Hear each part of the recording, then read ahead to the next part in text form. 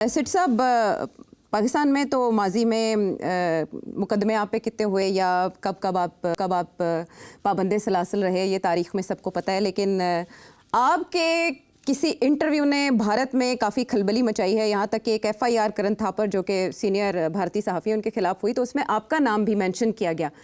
और वो बेचारे बहुत मुश्किल में आए हुए हैं, सुप्रीम कोर्ट उन्हें रिलीफ दे रही है, लेकिन उनके खिलाफ FIRs या मुकदमे दर्ज होने का सिलसिला नहीं रुक रहा। ये क्या जाहिर करता है ट्रेंड? यार आई एम शॉक्ड। पहली दफा मुझे FIR इंडिया में लॉन्च हो गई है मेरे खिलाफ। यार ये कमाल की बात है।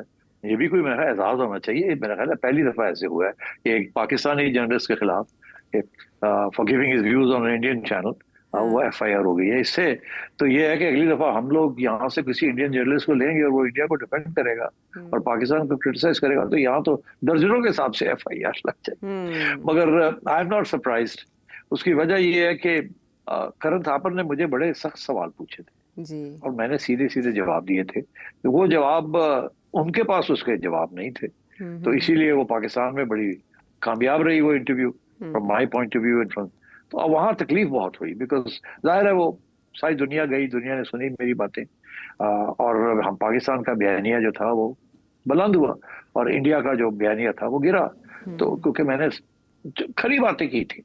अच्छा, अब तकलीफ देखे करण ठाकुर को जाके और उनके साथ एक और बड़े इंडिपेंडेंट जर्नलिस्ट है द वायर के सिद्धार्थ वरदराजन, उनको भी उनके खिलाफ भी, और उनके खिलाफ तो काफी अरसे से नरेंद्र मोदी की गवर्नमेंट उनको तंग करती रहती है, उनको केसेस होते रहते हैं। Is a very independent journalist and very fine man, very fine journalist जैसे करण है।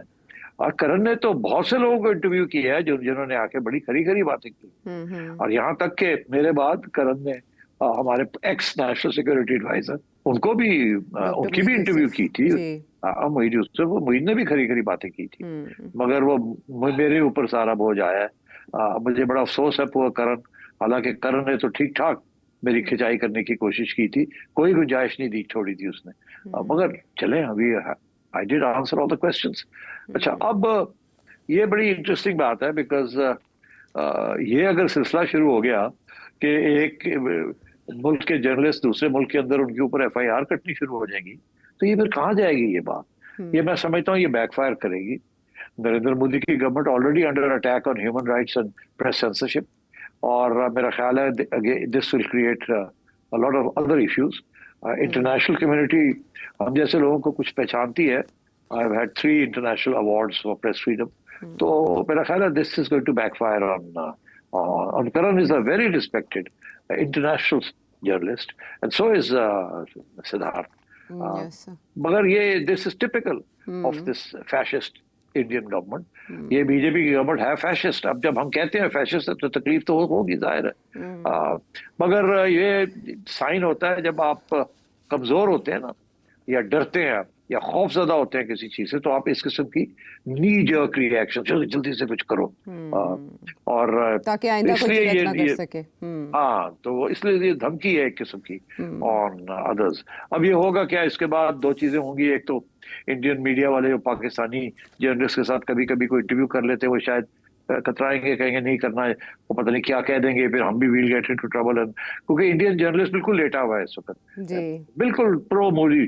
2, 3, 4, 10 लोग होंगे सारे हिंदुस्तान में जो कि खरी बातें करते हैं, ये इंडिपेंडेंट स्टांस लेते हैं, बाकी सारे तो लेटे हुए हैं वहाँ अनफॉर्चुनेटली। तो इसलिए आई थिंक मैं तो समझता हूँ this is a matter of honour for me कि चले जी, एक फाशिस्ट गवर्नमेंट जो है वो मुझे भी पहचान रही है कि I am opposing fascism. But बड़े अफसोस की बात है कि वो करण वगैरह को धर लिया उन्होंने या कोशिश कर रहे हैं। मेरा ख्याल है सुप्रीम कोर्ट जो है उन्होंने अप्लाई किया है। आई थिंक वहां से रिलीफ सुप्रीम कोर्ट ने जी मिला है ऑलरेडी, और ये केस कहीं आगे नहीं जाएगा, मगर धमकी है ना, that's the point of it. The wire की जानिब से जो चैलेंज किया गया है वो 152 को ही चैलेंज किया गया है, जिसे इंडियन सुप्रीम कोर्ट ने 2022 में मुअत्तल कर दिया था। और इंडियन प्रेस क्लब की तरफ से भी और जो विमेन प्रेस क्लब है उनकी तरफ से भी प्रोटेस्ट किया है कि आप मीडिया को दबाने की कोशिश करें। तो कुछ आवाज़ें अभी भी वहाँ मौजूद हैं। सच अगर हजम नहीं हो रहा तो फिर ज़ाहिर उसका जवाब ऐसे आएगा कि कुछ भोंडे मुकदमात का इंदराज कर लिया जाएगा जिनकी बुनियाद नहीं होगी।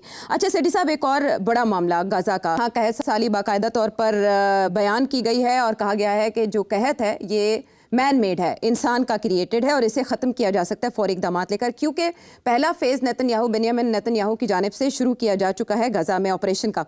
लेकिन ऐसे में जो जेरूसलम पोस्ट है और द टाइम्स ऑफ इसराइल है, जो इसराइल के नामवर अखबारात हैं, वो ये बता रहे हैं कि IDF की जानिब से ये बयान आया है कि हुकूमत की बका, इन शॉर्ट नेतन्याहू की बका, गज़ा पर हमले में मुनहसर है। इसके अलावा इसराइल के एक साबिक वज़ीर ख़ज़ाना है, उन्होंने ये इल्ज़ाम लगाया है कि हमास को असल में बेंयामिन नेतन्याहू ने नर्चर किया ओवर द ईयर्स। और बाइडेन इंतज़ामिया के एक ऑफिशियल ये कह रहे हैं कि जब जो हॉस्टेजेस थे उनकी रिहाई की बात होती थी तो इस एडमिनिस्ट्रेशन की जानिब से, नेतन्याहू की जानिब से बार बार उसको सबोटाज किया गया। ये आगे पीछे यके बाद दीगरे 3 खबरें ऐसी आई हैं जो बता रही हैं कि इन हाउस यानी घर के अंदर से बेंयामिन नेतन्याहू के खिलाफ बात शुरू हो गई है। इसका इशारा आप अपने एनालिसिस में पहले भी दे चुके हैं। सो किधर जा रही है बात अब इसके बाद? बिल्कुल जी, मैं इसके बारे में कह चुका हूं कि रेजिस्टेंस इंटरनेशनल तो आ रही है, मगर इंक्रीजिंगली आगे डोमेस्टिक से भी आएगी। और इसका इशारा पहले मैंने किया था कि 17 x high people, cabinet members या फौज के लोग ने ऑलरेडी एक डॉक्यूमेंट साइन किया है जिसमें उन्होंने एतराज किया है ऑन नेतन्याहू's एंटी पैलेस्टाइन पॉलिसीज, और समझाने की कोशिश की है कि बस करो, ये जो तुम कर रहे हो, ये इसके साथ इजराइल की जो पोजीशन है वो कमजोर हो रही है, स्ट्रांग नहीं हो रही। तो वो तो रेजिस्टेंस है वहाँ, और जो ऑपोजिशन है वो तो खैर वैसे कर ही रही है, और इंटरनेशनल कम्युनिटी भी कर रही है। अब वो देख रहे हैं सितंबर के अंदर जब जनरल असेंबली सेशन होगा तो कंट्रीज लाइक फ्रांस, कनाडा, इन लोगों ने तो ऑलरेडी कह दिया है कि जी हम we are going to end up recognising Palestine अगर आप बंद नहीं करेंगे। और वो बंद क्या कर रहा है, वो तो और बढ़ रहा है, वो सीज फायर की तरफ से जा ही नहीं रहा। वो तो अब अपनी फौज, रिजर्विस्ट, उसने 60,000 रिजर्विस्ट कॉल कर लिए और वो तो पूरा गाजा को टेक ओवर करने लगा है। और वहाँ 1 मिलियन के करीब 8 लाख से 10 लाख पैलेस्टीनियंस को पुश करके आउट ऑफ गाजा उनको ऊपर भेजना चाह रहा है। तो मतलब है कि वो तो इट्स टेरेबल।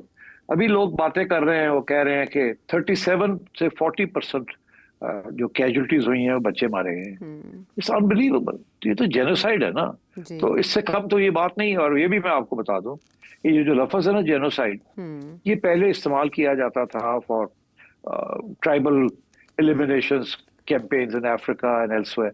और यहूदियों ने अपने बारे में ये कहा था कि हिटलर ने जेनोसाइड कमिट की थी। अब सारी दुनिया जो है ना वो कह रही है इसराइल जेनोसाइड कर रहा है। तो ये एक बड़ी नई डेवलपमेंट है।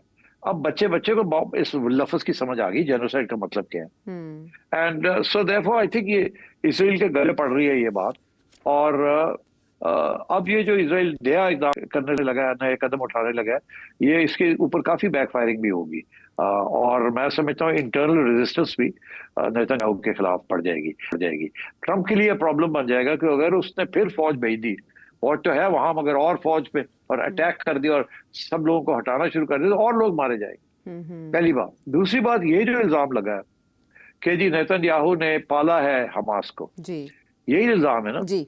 अच्छा, ये बात ये है कि ये बिल्कुल सही है, ये कोई पहली दफा नहीं है, ये तो पहले एस्टेब्लिश हो चुका है कि नेतन्याहू की पॉलिसी यही रही है कि कतर के जरिए कतर को पैसे देते थे फॉर नेगोशिएशंस, मगर एक्चुअली आइडिया ये था कि कतर आगे हमास को दे, क्योंकि जब तक हमास है उस वक्त तक नेतन्याहू को अपनी लेजिटिमेसी, अपने आप को रेलेवेंट रखने का एक एक्सक्यूज मिल जाता है। एक तो वो उसने बहुत किया है।